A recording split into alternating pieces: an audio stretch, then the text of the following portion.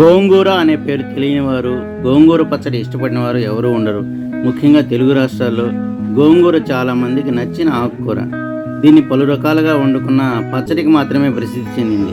గోంగూర పచ్చడిలో ఉల్లిపాయ నంచుకోవడం చాలా మందికి ఒక ఆనవాయితీ. అయితే చాలా సాంప్రదాయ కుటుంబాల్లో ఉల్లిపాయ వాడరు, తినరు. అలాంటి వారు గోంగూరలో కొబ్బరి ముక్కలు నంచుకోవచ్చు.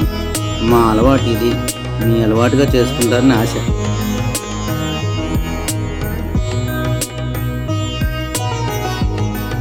పెరుగన్నం, ఆవకాయ మంచి కాంబినేషన్ అని చాలామంది అంటుంటారు.